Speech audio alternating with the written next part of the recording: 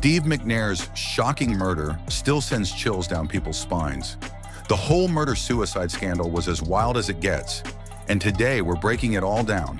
Twists so unbelievable, they'll leave you absolutely stunned. It was the 4th of July in 2009, a day meant for celebration. But for Steve McNair, it turned into a tragedy that would shock the sports world. That evening, police discovered the former NFL star dead from multiple gunshot wounds inside a condominium he rented in downtown Nashville. Lying beside him was the body of a 20-year-old woman named Sahel Jenny Kazemi. McNair was only 36 years old. McNair and Kazemi weren't strangers. In fact, they had been romantically involved for some time. On the very day of the shooting, the two had been texting each other messages that sounded affectionate and loving. At one point, Kazemi wrote, "You love me," to which McNair replied, "I love you, baby." But mixed in with those loving exchanges were signs of trouble. They also talked about money. Kazemi said she was stressed and needed to pay her phone bill. McNair transferred her $2,000 to help out, and when she complained that her chest felt heavy, he told her he'd come over to check on her. That night, after putting his children to bed, McNair sent one last message at 11 p.m.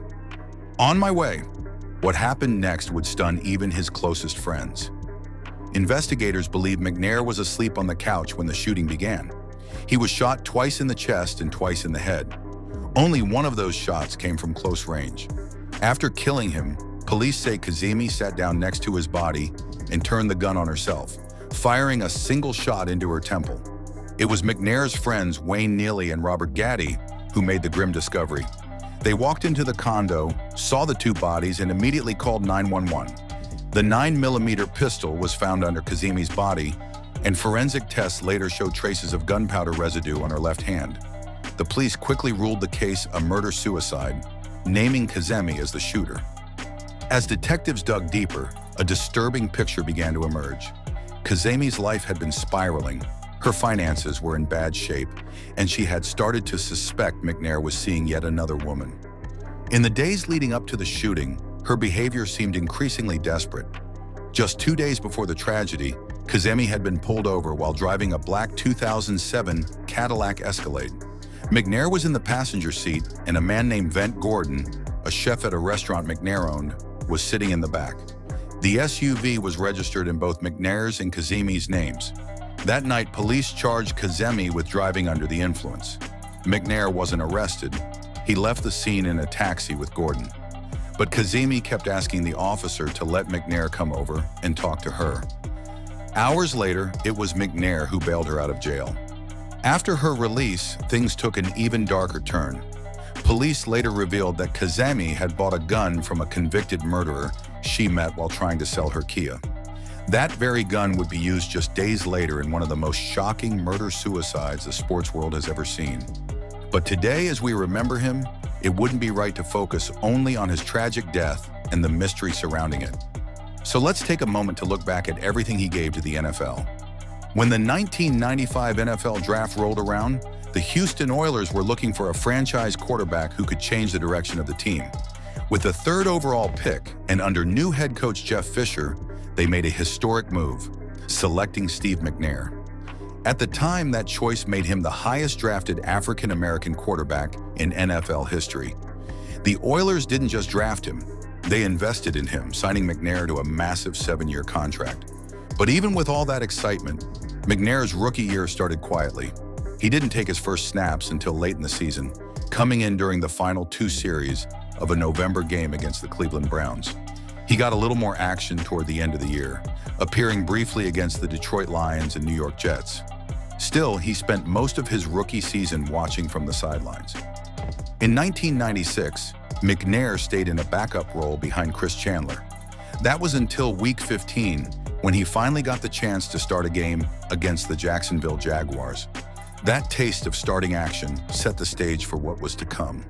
By 1997, the Oilers had moved to Tennessee, and McNair was handed the keys as the team's full-time starting quarterback. That season, Tennessee, still called the Oilers, finished with an even 8-8 record, playing their home games at the Liberty Bowl in Memphis.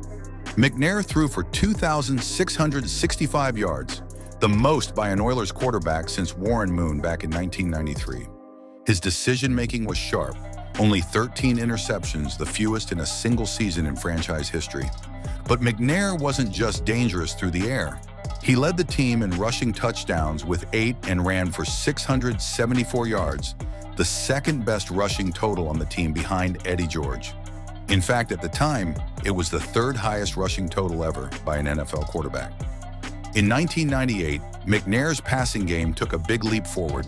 He set career highs in attempts, completions, passing yards, and touchdowns, while lowering his interceptions to just 10. His quarterback rating climbed to 80.1. The Oilers were now fully in Nashville, and with the 1999 season came a new identity. They officially became the Tennessee Titans, moving into the brand new Adelphia Coliseum. But the season didn't start smoothly for McNair. Early on, he was diagnosed with an inflamed disc in his back after a close win over the Cincinnati Bengals. The injury required surgery, forcing him to miss 5 games. Veteran Neil O'Donnell stepped in and went 4-1 during McNair's absence. When McNair returned against the St. Louis Rams, he was determined to make up for lost time. With him back under center, the Titans won 7 of their last 9 games, finishing the regular season at 13-3. Then came the playoffs, and one of the most memorable runs in franchise history. In the wildcard round, Tennessee hosted the Buffalo Bills in what became known as the Music City Miracle.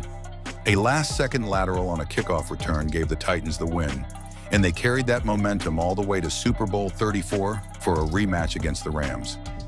That Super Bowl gave us a snapshot of McNair's toughness. On the second-to-last play of the game, facing 3rd and 5, he was crushed by 2 Rams defenders, but somehow spun away and hit Kevin Dyson for a 16-yard gain, giving the Titans a first down at the Rams' 10-yard line. With time for one more play, McNair went back to Dyson again, but this time, Dyson was stopped just 1 yard short of the goal line. The Rams won 23-16, but McNair's grit was undeniable. He finished the game completing 22 of 36 passes for 214 yards and rushing 8 times for 64 more. After that season, McNair signed a 6-year, $47 million extension. In 2000, he played all 16 games despite missing 1 start due to a sternum injury. The Titans finished another strong year at 13-3, but fell to the Baltimore Ravens in the playoffs. The 2001 season was one of McNair's best. He set career highs in passing yards, completions, touchdowns, and quarterback rating. On top of that, he tied Eddie George for the team lead in rushing touchdowns with 5. His efforts earned him a Pro Bowl selection, though a shoulder injury kept him from playing in the game. In 2002, McNair's Titans went 11-5 and reached the AFC Championship game after a thrilling divisional round win over the Steelers. A game that ended with controversy due to a penalty that gave Tennessee a second chance at the game-winning field goal. Unfortunately, they fell to the Oakland Raiders in the AFC title game. McNair faced off-the-field trouble in 2003 when he was arrested for DUI and illegal gun possession. His blood alcohol level was over 0.1, and a 9mm handgun was found in his vehicle. The charges were later dropped, and on the field, McNair delivered his best season yet. Despite missing 2 games late with injuries, he threw for 3,215 yards, 24 touchdowns, just 7 interceptions, and led the league in passer rating with 100.4. His performance that year earned him a share of the NFL MVP award alongside Peyton Manning. Injuries started to pile up after that. In 2004, a bruised sternum limited him to just 6 games. In 2005, a back injury cut into his season, though he still managed to play in 14 games. By 2006, McNair's large contract and injury history created tension with the Titans. They even went as far as locking him out of team headquarters, worried that if he got hurt while rehabbing, they'd be forced to pay his massive $23.46 million salary cap hit. The NFL Players Association filed a grievance on his behalf, and an arbitrator ruled in McNair's favor. This opened the door for a trade. In June 2006, Tennessee dealt McNair to the Baltimore Ravens for a 4th-round draft pick. McNair wasted no time making an impact in Baltimore.